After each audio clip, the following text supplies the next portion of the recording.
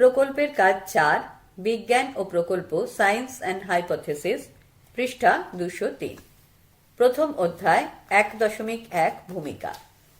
আধুনিক মানব সভ্যতায় বিজ্ঞানের যে একটি গুরুত্বপূর্ণ ভূমিকা আছে তা অস্বীকার করা যায় না। এ কারণেই আধুনিক মানব সভ্যতাকে বৈজ্ঞানিক সভ্যতা বা আধুনিক যুগকে বৈজ্ঞানিক যুগ রূপেই অভিহিত করা হয়। প্রাচীন কুসংস্কার এবং মধ্যযুগীয় বর্বরতার গণ্ডি পেরিয়ে আধুনিক বৈজ্ঞানিক সভ্যতা মানব জীবনকে প্রচুর অগ্রগতি দান করেছে। মানুষের চিন্তাবৃত্তিকে বোতলজাত করার পরিবর্তে মুক্ত অঙ্গনে হাজির করেছে। এরই পরিপ্রেক্ষিতে মানুষ জাগতিক বিষয় বা ঘটনাবলীকে অত্যন্ত সূক্ষ্ম ও বুদ্ধিদীপ্তভাবে বিশ্লেষণ করতে সমর্থ হয়েছে। বিজ্ঞানের দৌলতে আধুনিক যুগকে বিশ্লেষণী যুগ বা অ্যানালিটিক এরা রূপে অভিহিত করা হয়। আধুনিক বিজ্ঞান তাই মানব জীবনের প্রতি পদক্ষেপেই এক বিরাট পরিবর্তন সূচিত করে। বিজ্ঞানের জয়যাত্রা তাই জীবনের প্রত্যেকটি ক্ষেত্রেই ধ্বনিত। কৃষি, শিল্প, স্বাস্থ্য, যোগাযোগ এবং অত্যাধুনিক কম্পিউটার চালিত নিয়ন্ত্রণ ব্যবস্থা সহ জীবনের প্রত্যেকটি ক্ষেত্রেই বিজ্ঞানের মূল্য অপরিসীম। অর্থাৎ মানুষের অগ্রগতির জয়যাত্রার প্রত্যেকটি মুহূর্ত এবং পদক্ষেপই বিজ্ঞানের মূল্য ও গুরুত্ব, value and importance of science লক্ষণীয়। এতৎ সত্ত্বেও বিজ্ঞানের অমঙ্গলজনক দিকটিও উপেক্ষা করা যায় না। বিজ্ঞান যেমন একদিকে মানব প্রজন্মকে পার্থিব উন্নতির চরম শিখরে স্থাপন করেছে, তেমনি তা আবার অকল্যাণকেও আমন্ত্রণ জানিয়েছে। মানব সভ্যতা ধ্বংসকারী পরমাণু অস্ত্রের ব্যবহার বিজ্ঞানের একটি অত্যন্ত ক্ষতিকর দিক। মানুষ মানুষকে বন্ধু হিসেবে না ভেবে শত্রু হিসেবে চিহ্নিত করে যুদ্ধোন্মত্ত ভাব নিয়ে আজ পৃথিবীর বুকে রণদামামা বাজিয়ে চলেছে। কথায় কথায় RDX এর ব্যবহার মানুষের জীবনকে করে তুলেছে ভীত, সন্ত্রস্ত। আধুনিক বৈজ্ঞানিক যান্ত্রিক সভ্যতা আজ পরিবেশ দূষণের দায়ে দণ্ডিত। পরিবেশ দূষণ আজ ইকোসিস্টেমকে ভারসাম্যহীন করে তুলেছে। মানুষ মানুষে যেমন বাদ বিসম্বাদ লক্ষিত, তেমনি প্রকৃতিও যেন মানব জীবনের প্রতি রুষ্ট হয়ে পড়েছেন। এইসব হল বিজ্ঞানের ক্ষতিকর দিক। কিন্তু এই সমস্ত ক্ষতিকর দিকগুলির অবস্থান সত্ত্বেও আমরা স্বীকার করে নিতে বাধ্য হই যে বিজ্ঞানের উন্নতি আমাদের কাছে অবশ্যই কাম্য। কারণ তুলনামূলকভাবে বিজ্ঞানের ক্ষতিকর দিকগুলির তুলনায় তার মঙ্গলকর দিকগুলি বেশি করে প্রসারিত। অর্থাৎ বিজ্ঞানের অকল্যাণকর দিকের তুলনায় তার কল্যাণকর দিকটি বেশি পরিমাণে প্রতিফলিত। বিজ্ঞানের অকল্যাণে আজ পর্যন্ত পৃথিবীতে যত লোকের প্রাণ হরণ করা হয়েছে তার চেয়ে অনেক বেশি মানুষের প্রাণ রক্ষা করা গেছে বিভিন্ন প্রকার বৈজ্ঞানিক আবিষ্কারের ফলে। বৈজ্ঞানিক আবিষ্কার বন্যা, মহামারী এবং অপুষ্টি রোধে অত্যন্ত গুরুত্বপূর্ণ ভূমিকা গ্রহণ করেছে। মানুষকে বহুল পরিমাণে নিরাপত্তা প্রদান করতে সক্ষম হয়েছে, মানুষের জীবনকে আরো বেশি উন্নত ও স্বাচ্ছন্দ্যপূর্ণ করতে সক্ষম হয়েছে। সুতরাং দাবি করা সঙ্গত যে বিজ্ঞানের ক্ষতিকর তথা অকল্যাণকর দিকের তুলনায় তার মঙ্গলকর দিকটি বেশি। বিজ্ঞানের লক্ষ্য কি? What is the aim of science? এরূপ প্রশ্নের পরিপ্রেক্ষিতে আমরা সাধারণত তার ব্যবহারিক প্রয়োজনীয়তাকেই বা প্র্যাকটিক্যাল ভ্যালুকেই সূচিত করি। অর্থাৎ বিজ্ঞানের কল্যাণের মাধ্যমে আমরা কি কি সুখ সুবিধা পেয়েছি তারই হিসেব করি। এগুলি হলো বিজ্ঞানের একটি দিক যা আমাদের অবশ্যই কাম্য। কিন্তু বিজ্ঞানের এই দিকটি ছাড়াও আরো একটি দিক বিদ্যমান, তা হলো তার শত মূল্যের দিক বা ইন্ট্রিনসিক INTRINSIC ভ্যালু। সেই দিকের পরিপ্রেক্ষিতে দাবি করা হয় যে কোনো ব্যবহারিক প্রয়োজনই শুধু বিজ্ঞানের প্রকৃত লক্ষ্য নয়। বিজ্ঞানের প্রকৃত লক্ষ্য হল প্রকৃতি সম্পর্কে সুশৃঙ্খল এবং যথাযথ জ্ঞান আহরণ করা। বিশ্ব প্রকৃতির রহস্যের উন্মোচন করে তার সম্পর্কে যথাযথ জ্ঞান লাভ করাই হল বিজ্ঞানের প্রকৃত লক্ষ্য। জানার আকুতি থেকেই বিজ্ঞানের এরূপ উদ্দেশ্য পরিলক্ষিত। বিজ্ঞান তাই বিশ্বজগৎ সম্পর্কে সাধারণ সূত্র বা ইউনিভার্সাল প্রিন্সিপাল রচনা করতে চায় যা মানুষের জ্ঞান স্পৃহাকে চরিতার্থ করে এবং জ্ঞানের আলোকে আপন অন্তরকে উদ্ভাসিত করে ও আনন্দ প্রদান করে। অর্থাৎ শুধু ব্যবহারিক দিকটি চরিতার্থ করা নয়, জ্ঞান লাভের আনন্দ অনুভূত করার জন্য বিজ্ঞানীরা বিজ্ঞান চর্চায় মত্ত হন। বিশ্ববরেণ্য প্রখ্যাত বিজ্ঞানী আইনস্টাইন তাই বলেছেন যে আমরা জ্ঞান লাভের মাধ্যমে আত্মিক আনন্দ লাভ করি। তাই বিজ্ঞানের কাজই হলো কিছু সাধারণ সূত্র রচনা করা যার পরিপ্রেক্ষিতে বিশ্ব প্রকৃতির বিভিন্ন ঘটনাবলীকে ব্যাখ্যা করা যায়। একথা স্মরণ রাখা অবশ্য কর্তব্য যে সমস্ত বৈজ্ঞানিক সাধারণ সূত্রই কিন্তু সমব্যাপক নয়। কোনটি হয়তো অপেক্ষাকৃত কম ব্যাপক, আবার কোনটি অপেক্ষাকৃত অধিক ব্যাপক। এই সমস্ত কম ব্যাপক ও অধিক ব্যাপক সাধারণ সূত্রের মধ্যে প্রকৃত কোনো সংযোগ আছে কিনা এবং এরূপ সংযোগের ফলে আরো কোনো উন্নত ও ব্যাপকতর সাধারণ সূত্র রচনা করা যায় কিনা তা পর্যালোচনা করাই হল বিজ্ঞানের মুখ্য উদ্দেশ্য।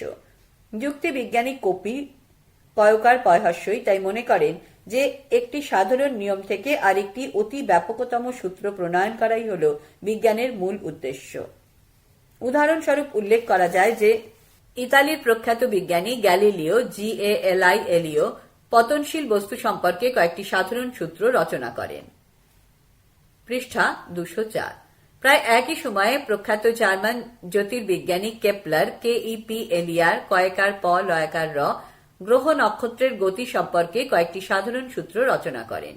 পরবর্তীকালে প্রখ্যাত বিজ্ঞানী নিউটন দন্তের নয় হস্যই হস্যৌ ট দন্তের ন এই দুই ধরনের সূত্রের মধ্যে সমন্বয় সাধন করে আরও একটি অধিক ব্যাপকতর সূত্র রচনা করেন, যা বিজ্ঞানের ইতিহাসে মহাকর্ষণ শক্তি বা গ্র্যাভিটেশন ফোর্স নামে খ্যাত।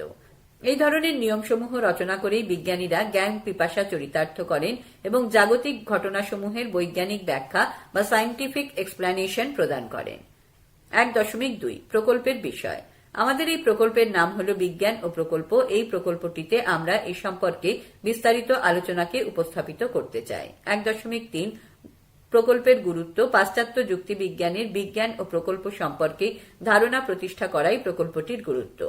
1.4 প্রকল্পের উদ্দেশ্য।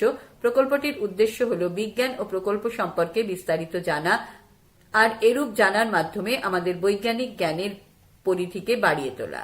1.5 কর্ম পরিকল্পনা। আমাদের বিদ্যালয়ের দ্বাদশ শ্রেণীর দর্শনের শিক্ষক বা শিক্ষিকা শ্রী বা শ্রীমতী ড্যাশ মহাশয় বা মহাশয়ের সঙ্গে আলোচনা করে স্থির করলাম যে আমি বা আমরা শ্রী বা কুমারী ড্যাশ দ্বাদশ শ্রেণীর দর্শনের ছাত্র বা ছাত্রী একক বা দলবদ্ধভাবে বিজ্ঞান ও প্রকল্পের ওপর একটি প্রকল্প কাজ সম্পন্ন করব। এরূপ সিদ্ধান্ত নেওয়ার পর নির্ধারিত প্রকল্পটির জন্য একটি উপযুক্ত কর্ম পরিকল্পনা স্থির করা হলো। এই কর্ম পরিকল্পনায় স্থির করা হলো যে আমি বা আমরা এই সম্পর্কে বিভিন্ন পাঠ্যপুস্তক থেকে তথ্য সংগ্রহ করব এবং সেই সমস্ত তথ্যকে বিচার বিশ্লেষণ করে দেখার চেষ্টা করব। 1.6 গৃহীত পদ্ধতি। প্রকল্পটি রচনা করার ক্ষেত্রে আমরা যে পদ্ধতি গ্রহণ করেছি তা হল পর্যবেক্ষণমূলক পদ্ধতি বা মেথড অফ অবজারভেশন, কারণ এক্ষেত্রে আমরা পর্যবেক্ষণের মাধ্যমে প্রকল্পের তথ্যগুলোকে সংগ্রহ করব। দ্বিতীয় অধ্যায় 2.1 তথ্য সংগ্রহ। প্রকল্পটিকে যথাযথভাবে আলোচনা করার জন্য আমরা এ সম্পর্কে বিভিন্ন তথ্য সংগ্রহ করেছি। এই সমস্ত তথ্যকে সংগ্রহ করার জন্য আমরা প্রথমেই পশ্চিমবঙ্গ উচ্চ মাধ্যমিক শিক্ষা সংসদের অনুমোদিত দ্বাদশ শ্রেণীর বিভিন্ন লেখকের পাঠ্যপুস্তকের সাহায্য গ্রহণ করেছি। বিশেষভাবে সাহায্য নিয়েছি স্নাতক স্তরের বিভিন্ন বইয়ের। আমাদের বিদ্যালয়ের গ্রন্থাগার থেকেও এ সম্পর্কে অনেক তথ্য পাওয়া গেছে। আমাদের সিনিয়র দাদা দিদিদের কাছে, যারা দর্শনের বিভিন্ন বিষয়ে আমাদেরকে অনেক তথ্য দিয়েছেন। সবথেকে বেশি গুরুত্বপূর্ণ তথ্য পাওয়া গেছে আমাদের দ্বাদশ শ্রেণীর দর্শনের শ্রেণীর শিক্ষক বা শিক্ষিকা শ্রীমান বা শ্রীমতীর ড্যাশের কাছ থেকে। তিনি বিভিন্ন দৃষ্টিকোণ থেকে সমস্যাটিকে বিশ্লেষণ করে দেখিয়েছেন এবং বহু তথ্য সরবরাহ করেছেন। এছাড়াও বলা যায় যে এ সম্পর্কে আমাদের স্কুলে অনুষ্ঠিত আলোচনা সভা বা সেমিনার এবং বিতর্ক সভা বা ডিবেটের মাধ্যমেও বহু তথ্য উঠে এসেছে। অর্থাৎ আমরা বলতে পারি যে প্রকল্পটিকে রচনা করার জন্য তথ্য সংগ্রহের উৎসগুলি হল 1 পশ্চিমবঙ্গ উচ্চ মাধ্যমিক সংসদের নির্বাচিত পাঠ্যপুস্তকসমূহ, 2 স্নাতক পর্যায়ে বিভিন্ন বই, 3 স্কুলের লাইব্রেরি বা পাঠাগার, 4 সিনিয়র দাদা দিদিদের সঙ্গে আলোচনা, 5 বিদ্যালয়ে অনুষ্ঠিত আলোচনা সভা ও বিতর্ক সভা, 6 বিদ্যালয়ে দর্শন শিক্ষকের শিক্ষা উৎসাহ ও একান্ত আলোচনা। পৃষ্ঠা 205 2.2 তথ্য বিশ্লেষণ।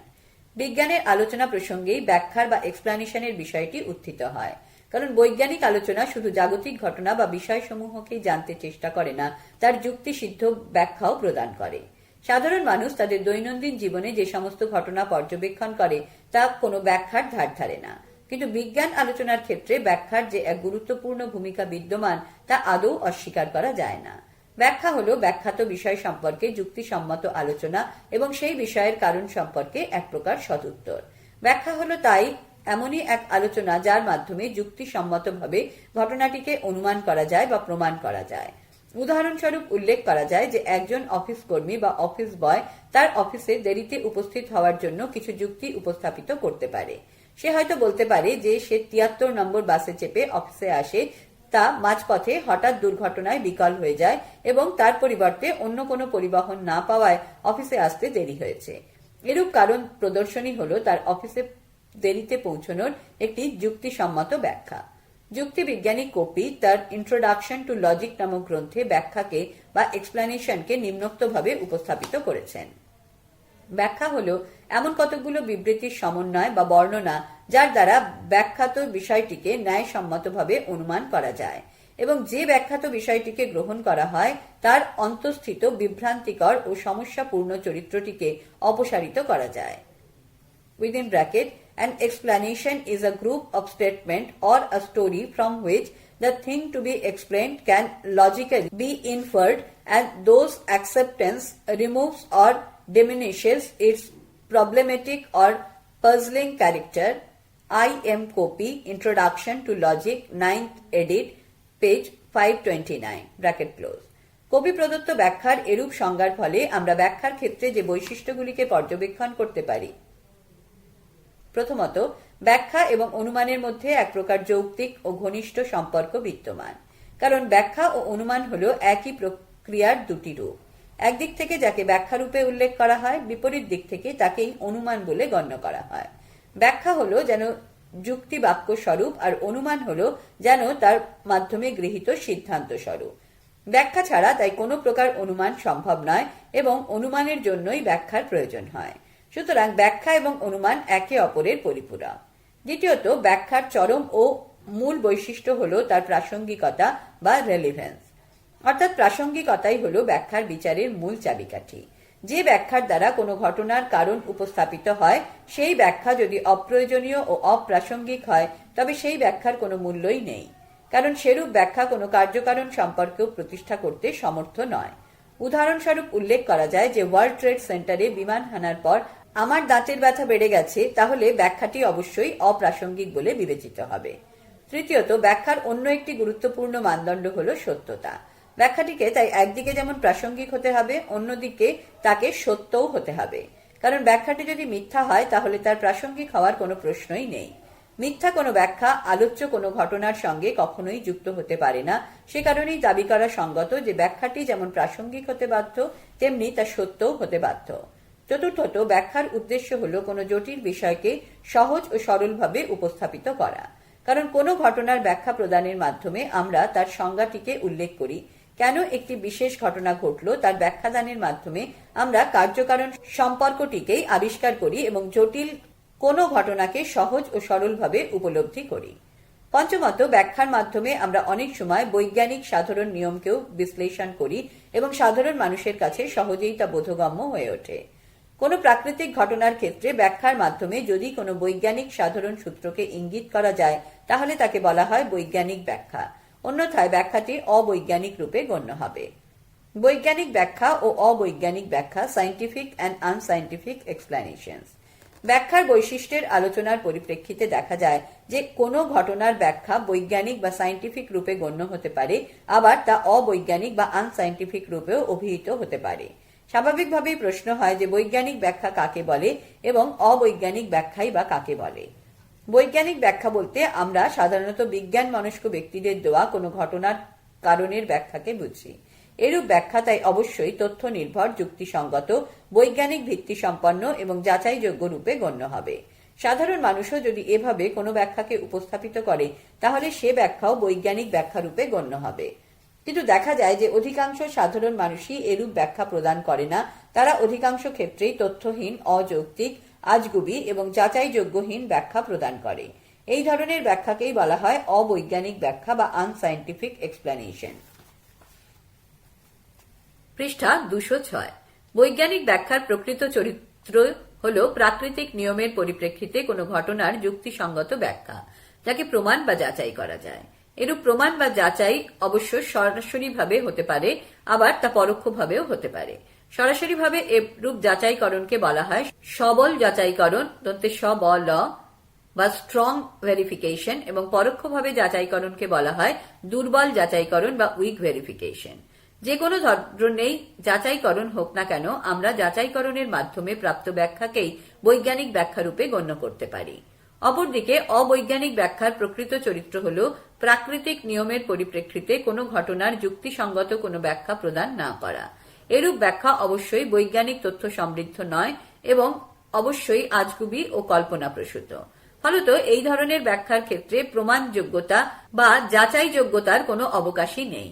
সামান্য দু একটি জোরালো তথ্যের উপর অবাধ কল্পনার জাল বিস্তার করে এই ধরনের ব্যাখ্যাকে উপস্থাপিত করা হয়। এ সম্পর্কে যে ভবিষ্যৎবাণী করা হয় তা বেশিরভাগ ক্ষেত্রেই মিথ্যা ও উদ্ভট বলে গণ্য হয়।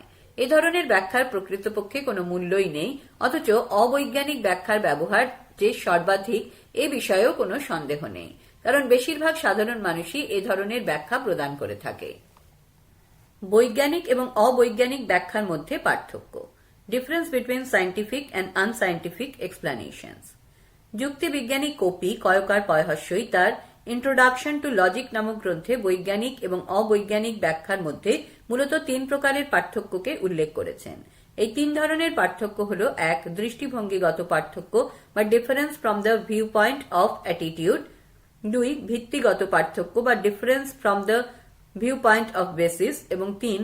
উর্বরতাগত পার্থক্য বা difference from the view point of fecundity. FECUNDITY। ১. দৃষ্টিভঙ্গিগত পার্থক্য। বৈজ্ঞানিক ও অবৈজ্ঞানিক ব্যাখ্যার মধ্যে সর্বাপেক্ষা প্রধান ও গুরুত্বপূর্ণ পার্থক্য হল তাদের মনোভাবগত বা দৃষ্টিভঙ্গিগত পার্থক্য। কারণ অবৈজ্ঞানিক ব্যাখ্যার ক্ষেত্রে ব্যাখ্যাকারীর এক প্রকার অন্ধ কুসংস্কার ও গোঁড়ামির মনোভাব প্রকাশ পায়। এক্ষেত্রে ব্যাখ্যাকারীর মৌল দৃষ্টিভঙ্গি হল বিচার বিযুক্ত, কোনো প্রকার শুদ্ধ প্রজ্ঞাগত বিচার বিবেচনা সেক্ষেত্রে নেই। ফলত পর্যবেক্ষণ ও পরীক্ষণের বিষয়টিও সেখানে একেবারেই অনুপস্থিত। ব্যাখ্যাকারী তার নিজস্ব ব্যাখ্যা অনুযায়ী যা সত্য বলে মনে করে সেটাকেই সে গ্রহণ করে এবং ধ্রুব সত্য বলে মেনে নেয়। অনেক সময় আবার দেখা যায় যে তার গৃহীত সিদ্ধান্তের বিরুদ্ধে যে বা যারা মত প্রকাশ করে থাকেন তাদের প্রতি তিনি অত্যন্ত কঠোর মনোভাবও ব্যক্ত করেন। অবৈজ্ঞানিক ব্যাখ্যা প্রদানকারী ব্যক্তি কোনোভাবেই মেনে নিতে পারে না যে তার প্রদত্ত ব্যাখ্যাটি ভ্রান্ত হতে পারে। অবৈজ্ঞানিক ব্যাখ্যা প্রদানকারীর ক্ষেত্রে তাই কোনরূপ উদারতার তথা মহানুভবতার স্থান নেই। কিন্তু বৈজ্ঞানিক ব্যাখ্যা প্রদানকারীর মনোভাব বা দৃষ্টিভঙ্গি সবসময় উদার ও সংস্কার মুক্ত হয়। তাদের ক্ষেত্রে কোনো প্রকার গোঁড়ামির প্রশ্ন নেই। বৈজ্ঞানিক ব্যাখ্যা প্রদানকারী ব্যক্তি যদি ভবিষ্যতে আরও কিছু সমৃদ্ধ তথ্য পায় যা তার ব্যাখ্যাগত সিদ্ধান্তের বিপরীত, তাহলে তিনি নিজেও তার নিজস্ব ব্যাখ্যাটিকে বর্জন করতে আপত্তি করেন না। এক্ষেত্রে বৈজ্ঞানিক ব্যাখ্যা প্রদানকারী ব্যক্তি কোনো প্রকার অন্ধ বিশ্বাস পোষণ করেন না। বিজ্ঞানসম্মত ব্যাখ্যাকেই এক্ষেত্রে চরম সত্য বলে স্বীকার করে নেওয়া হয়। ব্যাখ্যাকারী এক্ষেত্রে স্বীকার করে নেয় যে আরও মূল্যবান ও সমৃদ্ধ তথ্যের ভিত্তিতে তার গৃহীত সিদ্ধান্তটি মিথ্যা হলেও হতে পারে। বৈজ্ঞানিক ব্যাখ্যা তাই কখনোই অবৈজ্ঞানিক ব্যাখ্যার ন্যায় কুপমণ্ডূক নয়, তা অবশ্যই উদার ও খোলামেলা। এরূপ ব্যাখ্যায় প্রকল্প বা হাইপোথেসিস রূপে গণ্য, যা আপাত সত্য বলে মনে হলেও ভবিষ্যতে সত্যতার দাবিটি নাকচ হয়েও যেতে পারে। কোনো বৈজ্ঞানিক ব্যাখ্যাই হয়তো ভবিষ্যতে কোনো সার্বিক নিয়মে বা ইউনিভার্সাল লয়ে পরিণত হতে পারে অথবা তা বর্জিত হতে পারে। ২. ভিত্তিগত পার্থক্য। অন্ধবিশ্বাস, কুসংস্কার, গোঁড়ামি এবং আবেগ প্রভৃতি হল অবৈজ্ঞানিক ব্যাখ্যার মূল ভিত্তিস্বরূপ। কোনো নির্দিষ্ট যথাযথ ও বিজ্ঞানসম্মত তথ্যের উপরে এরূপ ব্যাখ্যা কখনোই নির্ভরশীল নয়। অলীক এবং অবাস্তব কল্পনাই হল এরূপ ব্যাখ্যার মূল চাবিকাঠি। লৌকিক আকার, সামাজিক সংস্কার, অলৌকিক কোনো নির্দেশ অথবা অব্যাখ্যাত ঐশ্বরিক কোনো প্রত্যাদেশ থেকেই এরূপ ব্যাখ্যা নিঃসৃত হয়। অবৈজ্ঞানিক ব্যাখ্যাকে তাই কখনোই প্রমাণ বা যাচাই করা যায় না। লৌকিক আচার এমন বলেই অথবা ঐশ্বরিক প্রত্যাদেশ এমন বলেই এমনটি হয়, এই ধরনের ব্যাখ্যাই প্রদান করা হয়ে থাকে অবৈজ্ঞানিক ব্যাখ্যার ক্ষেত্রে।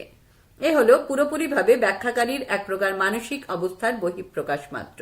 এর সপক্ষে নেই কোনো সমৃদ্ধ তথ্য। ফলত এরূপ তথ্যের যাচাইযোগ্যতা সাধারণত দুভাবে হতে পারে: সরাসরিভাবে ডাইরেক্টলি এবং পরোক্ষভাবে বা ইনডাইরেক্টলি। কিন্তু কোনোভাবেই অবৈজ্ঞানিক ব্যাখ্যার যাচাইকরণ করা বা ভেরিফিকেশন সম্ভব নয়। অপরদিকে বৈজ্ঞানিক ব্যাখ্যার পশ্চাতে থাকে উন্মুক্ত ও সমৃদ্ধ তথ্য বা এনরিচড ফ্যাক্ট, যার মূল ভিত্তি কোনো অন্ধবিশ্বাস, কুসংস্কার ও আবেগ নয়। তার মূল ভিত্তি হল প্রাকৃতিক ও বৈজ্ঞানিক সাধারণ নিয়মসমূহ বা ইউনিভার্সাল লস। সুতরাং দাবি করা যায় যে বৈজ্ঞানিক ব্যাখ্যার পশ্চাতে আছে কোনো সার্বজনীন তত্ত্ব বা নিয়ম, যাকে আমরা কখনোই আজগুবি ও অর্থহীন রূপে বর্জন করতে পারি না। এরূপ নিয়মের সঙ্গে সঙ্গতিপূর্ণ হলে ব্যাখ্যাটিকে আমরা অর্থপূর্ণ ও গ্রহণযোগ্য বলে মনে করি, আর সাধারণ বৈজ্ঞানিক ও প্রাকৃতিক নিয়মের সঙ্গে ব্যাখ্যাটি অসঙ্গতিপূর্ণ হলে তাকে আমরা অর্থহীন ও বর্জনযোগ্য বলে বিবেচনা করি। সুতরাং দেখা যায় যে একমাত্র প্রমাণ ও যাচাইকরণের ভিত্তিতেই আমরা কোনো বৈজ্ঞানিক ব্যাখ্যাকে বর্জন বা গ্রহণ করি, কিন্তু অবৈজ্ঞানিক ব্যাখ্যাকে গ্রহণ বা বর্জন করি শুধু অন্ধবিশ্বাসের উপর ভিত্তি করে। ৩.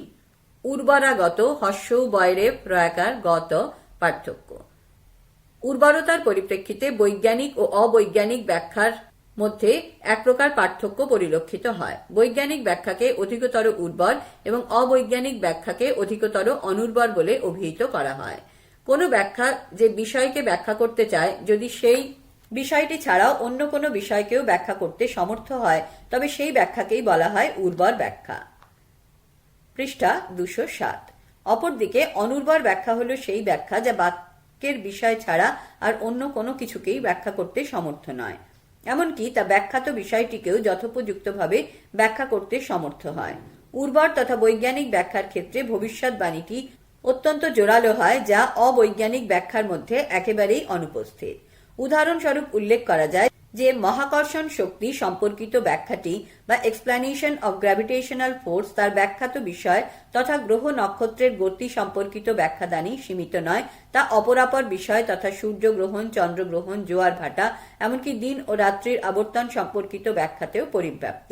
বৈজ্ঞানিক ব্যাখ্যা তাই একটি সঠিক প্রকল্প গঠন করতে সক্ষম। প্রকল্প প্রকল্প হল কোনো ঘটনার কার্যকারণ সম্পর্ক নির্ণয়ের একটি প্রাথমিক আনুমানিক কল্পনা বা ধারণা। এরূপ ধারণা পরবর্তী পর্যায়ে ঘটনাটির কারণ হিসেবে গৃহীত হতে পারে, আবার তা বর্জিত হতে পারে। এটি হল কোনো বৈজ্ঞানিক অনুসন্ধানের সর্বপ্রথম স্তর। বৈজ্ঞানিক অনুসন্ধানের মুখ্য উদ্দেশ্যই হল কোনো ঘটনার কার্যকারণ সম্পর্ক নির্ণয় করা। ঘটনাসমূহের কার্যকারণ সম্পর্ক নির্ণয় করার ক্ষেত্রে আমরা কিছু কারণকে সরাসরিভাবে উল্লেখ করতে পারি, আবার কিছু কারণকে পরোক্ষভাবেও সূচিত করতে পারি। সরাসরিভাবে যেসব ঘটনার কারণ পাওয়া সম্ভব সেই সব ক্ষেত্রে প্রকল্প গঠনের কোনো প্রকার সুযোগই নেই। কিন্তু যেসব ঘটনার কারণ সরাসরিভাবে প্রাপ্ত হওয়া সম্ভব নয়, পরোক্ষভাবে অনুমান করে নিতে হয়, সেই সব ক্ষেত্রে কারণ হিসেবে যে প্রাথমিক অনুমান গঠন করা হয় তাকেই বলা হয় প্রকল্প বা হাইপোথেসিস।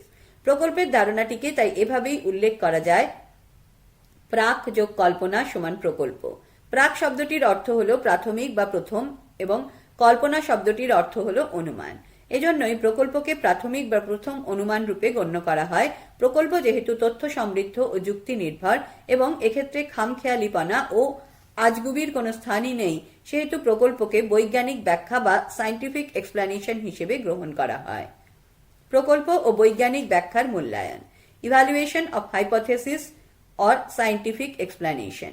কিভাবে বৈজ্ঞানিক ব্যাখ্যার মূল্যায়ন করা যাবে, অর্থাৎ কিভাবে বলা যাবে যে একটি বৈজ্ঞানিক ব্যাখ্যা অথবা প্রকল্প আরেকটি বৈজ্ঞানিক ব্যাখ্যার চেয়ে ভালো অথবা খারাপ। প্রকল্পের ক্ষেত্রে এরূপ প্রশ্ন খুব সঙ্গতভাবেই উত্থিত হতে পারে, কারণ অনেক সময় প্রায়ই দেখা যায় যে একটি ঘটনার একাধিক বৈজ্ঞানিক ব্যাখ্যা লক্ষ্য করা যায়। এই একাধিক বৈজ্ঞানিক ব্যাখ্যার মধ্যে অবশ্যই সবগুলি সমানভাবে গ্রহণযোগ্য নয়। এদের একটি হয়তো অপরগুলির তুলনায় অপেক্ষাকৃতভাবে অনেক বেশি ভালো এবং অপরগুলি অপেক্ষাকৃতভাবে অনেক বেশি মন্দ। এরূপ ক্ষেত্রে যে প্রকল্পটি অপেক্ষাকৃতভাবে অনেক বেশি ভালো, আমরা সেই প্রকল্পগুলিকেই বলি উত্তম প্রকল্প বা গুড হাইপোথেসিস, এবং যে প্রকল্পটি অপেক্ষাকৃতভাবে অনেক বেশি মন্দ, আমরা সেই প্রকল্পটিকেই বলি মন্দ প্রকল্প বা ব্যাড হাইপোথেসিস। আমরা কার্যকারণ সম্পর্ক নির্ণয়ের ক্ষেত্রে বৈজ্ঞানিক ব্যাখ্যার বিচারে মন্দ প্রকল্পটিকে বর্জন করি এবং উত্তম তথা যথার্থ প্রকল্পটিকে গ্রহণ করি এবং পরিণতিতে তাকেই কারণ হিসেবে সংজ্ঞায়িত করি। উদাহরণস্বরূপ উল্লেখ করা যায় যে কোনো ব্যক্তির এক প্রকার আকস্মিক ব্যবহার বা অ্যাব্রাপ্ট বিহেভিয়ার সম্পর্কে এরূপ প্রকল্প গঠন করা যেতে পারে যে ব্যক্তিটি অত্যন্ত লাজুক বা শাই, অথবা সে অত্যন্ত অবন্ধুসুলভ বা আনফ্রেন্ডলি। অপরাধ জগতের অপরাধী নির্ণয়ের ক্ষেত্রেও একাধিক প্রকল্প অনেক সময় একই বিষয় বা অপরাধী সম্পর্কে প্রযোজ্য হতে পারে।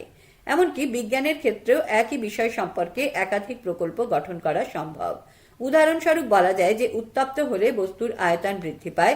এই বৈজ্ঞানিক ঘটনাটিকে একদিকে যেমন উত্তাপের বা ক্যালোরি তত্ত্ব বা ক্যালোরি থিওরি অফ হিট দ্বারা ব্যাখ্যা করা যায়, অপরদিকে তেমনি কাইনেটিক তত্ত্ব তথা বল বিজ্ঞানের তত্ত্ব বা কাইনেটিক থিওরির দ্বারাও ব্যাখ্যা করা যায়। স্বাভাবিকভাবেই প্রশ্ন হতে পারে এই বিবিধ ব্যাখ্যার মধ্যে কোনটি বেশি গ্রহণযোগ্য, অর্থাৎ এক্ষেত্রে অধিকতর ভালো ব্যাখ্যাটিকেই গ্রহণ করার মানসিকতা পরিলক্ষিত হয়। কোন প্রকল্পটি ঘটনার সঙ্গে প্রকৃতভাবে সম্পৃক্ত এবং কোনটি নয় তা বিচার বিশ্লেষণ করাও বৈজ্ঞানিক ব্যাখ্যার একটি অত্যন্ত গুরুত্বপূর্ণ অঙ্গ। অর্থাৎ প্রকল্পের গ্রহণযোগ্যতার বা অ্যাকসেপ্টেবিলিটি অফ হাইপোথেসিস বিষয়টি বিজ্ঞান ও যুক্তি বিজ্ঞানে একটি গুরুত্বপূর্ণ পদক্ষেপ। যুক্তিবিজ্ঞানী কোপি তার ইন্ট্রোডাকশন টু লজিক গ্রন্থে প্রকল্পের গ্রহণযোগ্যতার পরিপ্রেক্ষিতের 5টি মানদণ্ড বা ক্রাইটেরিয়ার উল্লেখ করেছেন। এই 5টি মানদণ্ড হল: 1. প্রাসঙ্গিকতা বা সম্পৃক্ততা বা রেলিভেন্স। 2. যাচাইযোগ্যতা বা প্রমাণযোগ্যতা বা টেস্টেবিলিটি। 3. পূর্ব প্রতিষ্ঠিত প্রকল্পের সঙ্গে সঙ্গতিপূর্ণতা বা compatibility with previous well established hypothesis. 4. ভবিষ্যৎবাণীর ক্ষমতা বা পাওয়ার অফ প্রেডিকশন। এবং 5. সহজতা বা সরলতা বা সিম্পলিসিটি। প্রকল্পের গ্রহণযোগ্যতার পরিপ্রেক্ষিতে 5টি মানদণ্ডের পর্যায়ক্রমিক আলোচনা হল। 1. প্রাসঙ্গিকতা বা সম্পৃক্ততা বা রেলিভেন্স। একটি যথার্থ প্রকল্পের প্রথম ও প্রধান শর্ত বা মানদণ্ড হল তার প্রাসঙ্গিকতা।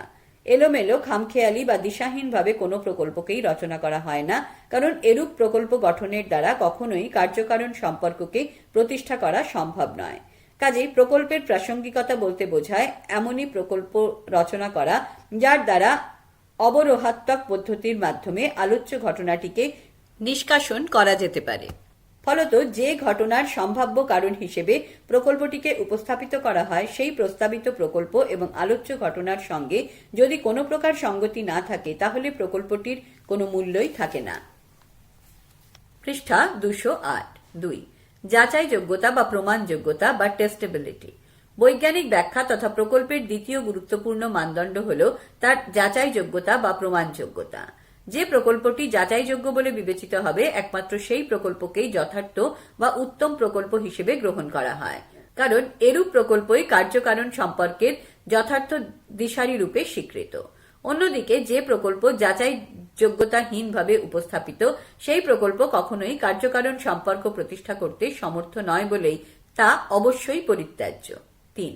পূর্ব প্রতিষ্ঠিত প্রকল্পের সঙ্গে সঙ্গতিপূর্ণতা, compatibility with previous well established hypothesis। যথার্থ প্রকল্পের তৃতীয় গুরুত্বপূর্ণ শর্ত হল পূর্ব প্রতিষ্ঠিত প্রকল্পের সঙ্গে সঙ্গতিপূর্ণতা। একটি যথার্থ প্রকল্পের উদ্দেশ্যই হল তার উর্বরতা। প্রকল্পের উর্বরতার অর্থ হল যে বিষয়টির জন্য প্রকল্পটি রচিত হয়েছে, সেই বিষয়টি ছাড়াও অন্যান্য বিষয়কে উক্ত প্রকল্পটি যেন ব্যাখ্যা করতে সমর্থ হয়। এর জন্যই প্রকল্পটিকে পূর্ব প্রতিষ্ঠিত প্রকল্পের সঙ্গে সঙ্গতিপূর্ণ হতে হবে। 4. ভবিষ্যৎবাণীর ক্ষমতা বা পাওয়ার অফ প্রেডিকশন। যথার্থ বা উত্তম প্রকল্পের চতুর্থ শর্ত হল তার ভবিষ্যৎবাণী করার ক্ষমতা। প্রতিদ্বন্দ্বীমূলক একাধিক প্রকল্পের মধ্যে কোনটি সঠিক বা গ্রহণযোগ্য তা নির্ণয় করার জন্য এই মানদণ্ডটির প্রয়োগ করা হয়ে থাকে। দুটি প্রতিদ্বন্দ্বী প্রকল্পের মধ্যে কোনটিকে গ্রহণ করা হবে এবং কোনটিকে বর্জন করা হবে তা নির্ভর করে প্রতিদ্বন্দ্বী প্রকল্প দুটির ভবিষ্যৎবাণী করার ক্ষমতার উপর। এরূপ দুটি প্রতিদ্বন্দ্বী প্রকল্পের মধ্যে থেকে যদি একটি থেকে কেবলমাত্র একটি যাচাইযোগ্য অনুসিদ্ধান্ত নিষ্কাশন করা যায় এবং অপরটি থেকে যদি একাধিক যাচাইযোগ্য অনুসিদ্ধান্ত প্রতিষ্ঠা করা যায়, তাহলে স্বীকার করে নিতে হয় যে প্রথমটির তুলনায় দ্বিতীয়টির ভবিষ্যৎবাণী করার ক্ষমতা অনেক বেশি। এ কারণেই প্রথম প্রকল্পটিকে বর্জন করে দ্বিতীয় প্রকল্পটিকে গ্রহণ করতে হবে। 5. সহজতা বা সরলতা বা সিম্পলিসিটি। উত্তম বা যথার্থ প্রকল্পের পঞ্চম তথা সর্বশেষ মানদণ্ড হল তার সরলীকরণের ক্ষমতা। একই বিচারে একাধিক প্রকল্প যদি গঠিত হয়, তাহলে শুধু সেই প্রকল্পটিকেই গ্রহণ করা উচিত যেটি অপেক্ষাকৃতভাবে অনেক বেশি সরল। প্রকল্পের সহজতা বা সরলতা কাকে বলে? এর উত্তরে বলা যায় সেই প্রকল্পকেই সহজ বা সরল রূপে অভিহিত করা হয় যার ক্ষেত্রে সহায়ক প্রকল্প বা ঠেকো প্রকল্পের বা অ্যাডহক হাইপোথেসিসের সংখ্যা অপেক্ষাকৃতভাবে অনেক কম। সহায়ক বা ঠেকো প্রকল্প হল সেই প্রকল্প যা মূল প্রকল্পকে ঘটনাটি ব্যাখ্যা করতে সাহায্য করে। এই সহায়ক বা ঠেকো প্রকল্পের সংখ্যা দ্বারাই মূল প্রকল্পের সরলীকরণের ক্ষমতা বিচার করা হয়। 2.3 সিদ্ধান্ত। সিদ্ধান্তগতভাবে আমরা বলতে পারি যে ব্যাখ্যামূলক বিজ্ঞানে যেমন বৈজ্ঞানিক ব্যাখ্যা তথা প্রকল্পের একটি গুরুত্বপূর্ণ ভূমিকা আছে, তেমনি বর্ণনামূলক বিজ্ঞানেও তার একটি গুরুত্বপূর্ণ ভূমিকা বিদ্যমান। এই দু ধরনের বিজ্ঞানেই প্রকল্পের ভূমিকা প্রমাণিত হয়ে এটাই প্রতিষ্ঠা করে যে সমস্ত বিজ্ঞানের ক্ষেত্রেই প্রকল্পের একটি গুরুত্বপূর্ণ ভূমিকা বিদ্যমান। বৈজ্ঞানিক অনুসন্ধানের বিভিন্ন স্তরসমূহ। Different steps in scientific investigation. বৈজ্ঞানিক অনুসন্ধানের ক্ষেত্রে কোনো নির্দিষ্ট পদ্ধতি অনুসৃত না হলেও এই প্রকার অনুসন্ধানের ক্ষেত্রে বিজ্ঞানীকে যে 7টি স্তর বা 7 স্টেপ অতিক্রম করতে হয় তাতে কোনো সন্দেহই নেই। বৈজ্ঞানিক অনুসন্ধানের ক্ষেত্রে এই 7ম স্তর হল 1. সমস্যার উপলব্ধি বা দ্য প্রবলেম। 2 প্রাথমিক প্রকল্প গঠন বা প্রিলিমিনারি হাইপোথেসিস। 3 অতিরিক্ত তথ্য সংগ্রহ বা কালেক্টিং অ্যাডিশনাল ফ্যাক্ট। 4 সংগৃহীত তথ্যের ভিত্তিতে প্রকল্প নির্ণয় বা ফর্মুলেটিং দ্য হাইপোথেসিস। 5 অনুকল্প অবরোহণ বা ডিডাক্টিং ফার্দার কনসিকুয়েন্সেস। 6 অনুকল্প যাচাইকরণ বা টেস্টিং দ্য কনসিকুয়েন্সেস এবং 7 সিদ্ধান্তগত প্রয়োগ বা অ্যাপ্লিকেশন। বৈজ্ঞানিক অনুসন্ধানের ক্ষেত্রে এই 7টি স্তর কিভাবে ক্রিয়া করে তা বিস্তারিতভাবে আলোচনা করা হলো। 1 সমস্যার উপলব্ধি বা দ্য প্রবলেম। যে কোনো প্রকার বৈজ্ঞানিক অনুসন্ধানের মূলে রয়েছে একটি না একটি সমস্যা, কারণ সমস্যার উপলব্ধি না হলে তার সমাধানের জন্য কোনো প্রকার বৈজ্ঞানিক অনুসন্ধানের প্রয়োজন হয় না। অর্থাৎ কোনো সমস্যাকে কেন্দ্র করেই বৈজ্ঞানিক অনুসন্ধানের ক্রিয়াটি শুরু হয়। আমাদের প্রাত্যহিক জীবনে বহু ঘটনাই ঘটে যেগুলির মধ্যে সাধারণভাবে কোনো সমস্যার ইঙ্গিত মেলে না, কিন্তু অস্বাভাবিকভাবে ঘটে যাওয়া ঘটনার মধ্যে অবশ্যই সমস্যার ইঙ্গিত পাওয়া যায়। সমস্যার উপলব্ধি থেকেই তার সমাধানের জন্য বৈজ্ঞানিক অনুসন্ধানের প্রয়োজন হয় এবং এখান থেকেই শুরু হয় বৈজ্ঞানিক অনুসন্ধানের কার্যক্রম। 2 প্রাথমিক প্রকল্প গঠন প্রিলিমিনারি হাইপোথেসিস। বৈজ্ঞানিক অনুসন্ধানের দ্বিতীয় পর্বে গঠিত হয় একটি প্রাথমিক আনুমানিক প্রকল্প। এই পর্বে তথ্য পর্যাপ্ত না হলেও মূলত অনুমানের উপর ভিত্তি করেই প্রকল্পটি গঠিত হয়। এই প্রাথমিক প্রকল্পটি উত্থিত সমস্যা সম্পর্কে একটি গ্রহণীয় ব্যাখ্যা না হলেও এর উপর ভিত্তি করেই অনুসন্ধান কার্যকে এগিয়ে নিয়ে যেতে হয়, কারণ সমস্যাটি কেন উত্থিত হয়েছে তার উত্তর প্রসঙ্গেই এরূপ প্রাথমিক প্রকল্প গঠন করতে হয়। রোগীর রোগ নির্ণয়ের প্রাথমিক পর্বে চিকিৎসককে এরূপ প্রকল্পই গঠন করতে হয়। এরূপ প্রকল্পটি অবশ্যই সম্ভাব্য বলে স্বীকৃত, কখনোই নিশ্চিত নয়। 3 অতিরিক্ত তথ্য সংগ্রহ বা কালেক্টিং অ্যাডিশনাল ফ্যাক্টস। বৈজ্ঞানিক অনুসন্ধানের দ্বিতীয় পর্বে যে প্রাথমিক প্রকল্পটি গঠিত হয় তার সমর্থনে যে তথ্য বা যুক্তি থাকে সেটা কিন্তু যথেষ্ট নয়। এ কারণেই প্রকল্পটিকে প্রতিষ্ঠা করার জন্য গবেষককে আরও অনেক অতিরিক্ত তথ্য সংগ্রহ করতে হয়। পৃষ্ঠা 209। এই সমস্ত তথ্যগুলি অবশ্যই আলোচ্য ঘটনার সঙ্গে সম্পৃক্ত হবে যা প্রকল্পটিকে দৃঢ়ভাবে প্রতিষ্ঠা করতে সাহায্য করবে। এরূপ অতিরিক্ত তথ্য সংগ্রহের ক্ষেত্রে গবেষক বিজ্ঞানী বা গোয়েন্দার উন্নত মননশীল বিচারবুদ্ধি এবং কর্মকুশলতার পরিচয় পাওয়া যায়। শার্লক হোমসের মতো প্রথিতযশা গোয়েন্দাদের খ্যাতি এখানেই। অনুমান ভিত্তিক প্রাথমিক প্রকল্প গঠিত হওয়ার পর পর্যবেক্ষণ ও পরীক্ষণের মাধ্যমে এই সংক্রান্ত অতিরিক্ত তথ্য সংগৃহীত হয় এবং তার সাহায্যে হয় প্রাথমিক প্রকল্পটি বর্জিত হয় অথবা তার গ্রহণীয়তার মাত্রাটি আরও বৃদ্ধিপ্রাপ্ত হয় এবং পরিশেষে তার সিদ্ধান্ত প্রতিষ্ঠায় সাহায্য করে। 4 সংগৃহীত তথ্যের ভিত্তিতে প্রকল্প নির্ণয় ফর্মুলেটিং দ্য হাইপোথেসিস। অতিরিক্ত তথ্য সংগ্রহের পর যদি দেখা যায় যে সংগৃহীত তথ্যগুলি প্রাথমিক প্রকল্পটির প্রতিষ্ঠার পথে অন্তরায় সৃষ্টি করে, তাহলে ওই প্রাথমিক প্রকল্পটিকে বর্জন করতে হবে এবং নতুন একটি সংগৃহীত তথ্য সমর্থিত প্রকল্প গঠন করতে হবে। বৈজ্ঞানিক ব্যাখ্যার ক্ষেত্রে প্রকল্প গঠনটি যে একেবারে ব্যক্তিগত ও খামখেয়ালি ব্যাপার নয় তা প্রমাণিত হয় এই চতুর্থ পর্বে। প্রকল্পটি গঠিত হবে শুধু তথ্যের ভিত্তিতেই, অন্য কোনো কিছুর ভিত্তিতে নয়। আর সংগৃহীত তথ্যগুলি যদি প্রাথমিক প্রকল্পের সমর্থনে এগিয়ে আসে তাহলে সংগৃহীত তথ্যের সমর্থনে ওই প্রাথমিক প্রকল্পটিকেই আরো জোরালোভাবে প্রতিষ্ঠা করা হয়। 5 অনুকল্প অবরোহণ বা ডিডাক্টিং ফার্দার কনসিকুয়েন্সেস। সংগৃহীত তথ্যের ভিত্তিতে আমরা হয় একটি নতুন প্রকল্প গঠন করি অথবা প্রাথমিক প্রকল্পকেই আরো জোরালোভাবে সমর্থন করি। তবে যাই হোক না কেন, সেক্ষেত্রে আমরা অবশ্যই যাচাইযোগ্য বা প্রমাণযোগ্য কিছু অনুকল্প বা কনসিকুয়েন্সেস পেয়ে থাকি। যাচাইকরণের মাধ্যমে যদি দেখা যায় যে নিশ্চিত অনুকল্পগুলি সত্য, তাহলে পক্ষান্তরে আমরা প্রকল্পটির সত্যতাকেই দাবি করতে পারি এবং সেটিকে ভালোভাবে যাচাইকরণ প্রক্রিয়ার মধ্যে হাজির করতে পারি। 6 অনুকল্প যাচাইকরণ টেস্টিং কনসিকুয়েন্সেস। যাচাইকরণ হলো এক ধরনের অবরোহণমূলক পদ্ধতি যার মাধ্যমে যাচাইযোগ্য সিদ্ধান্তটিকে নিষ্কাশন করা হয়। বৈজ্ঞানিক অনুসন্ধানের এই স্তরে সংগৃহীত তথ্যের ভিত্তিতে গঠিত প্রকল্পটি থেকে নিষ্কাশিত অনুকল্পগুলিকে যাচাই করা হয়। যাচাইকরণের মূল অর্থ হল পর্যবেক্ষণ ও পরীক্ষণের মাধ্যমে অনুকল্পের সত্যতাকে প্রমাণ করা। এক্ষেত্রে যাচাইকরণ প্রত্যক্ষ বা পরোক্ষভাবে হতে পারে। যাচাইকরণের পরীক্ষায় যদি প্রকল্পটি উত্তীর্ণ হয় তাহলে প্রকল্পটিকে সত্য বলে গ্রহণ করতে হবে এবং সেই অনুযায়ী সিদ্ধান্ত গ্রহণ করতে হবে। 7 সিদ্ধান্তগত প্রয়োগ বা অ্যাপ্লিকেশন। যাচাইকরণের মাধ্যমে যদি নিষ্কাশিত অনুকল্পটি সমর্থিত হয়, অর্থাৎ অনুকল্পটি যদি সত্য বলে প্রমাণিত হয়, তাহলে প্রতিষ্ঠিত প্রকল্পটি সমর্থিত হয় এবং তদনুযায়ী সিদ্ধান্ত গ্রহণ করা হয়।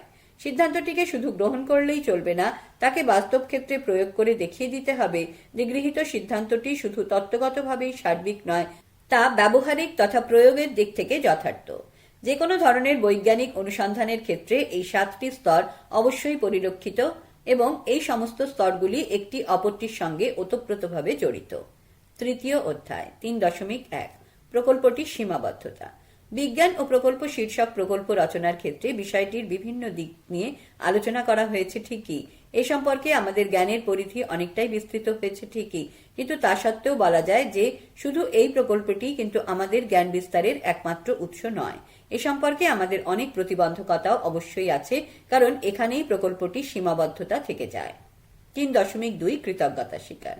প্রকল্পটি রচনা করার ক্ষেত্রে আমি বা আমরা যাদের কাছ থেকে প্রত্যক্ষ ও পরোক্ষভাবে সাহায্য পেয়েছি, তাদের সকলের কাছেই আমরা আমাদের কৃতজ্ঞতা স্বীকার করি। প্রকল্পটি রচনা করার ক্ষেত্রে সর্বাপেক্ষা বেশি সহৃদয় সাহায্য পাওয়া গেছে আমাদের বিদ্যালয়ের দর্শনের শিক্ষক বা শিক্ষিকা শ্রী বা শ্রীমতী ড্যাশ মহাশয় বা মহাশয়ের কাছ থেকে। এছাড়াও আমাদের বিদ্যালয়ের লাইব্রেরিয়ান এবং আমাদের বন্ধু বান্ধবরা অনেক অনেক সাহায্য করেছেন। এদের সকলের কাছেই আমি বা আমরা কৃতজ্ঞতা স্বীকার করি। শিক্ষক শিক্ষিকার স্বাক্ষর, ছাত্রছাত্রীর স্বাক্ষর।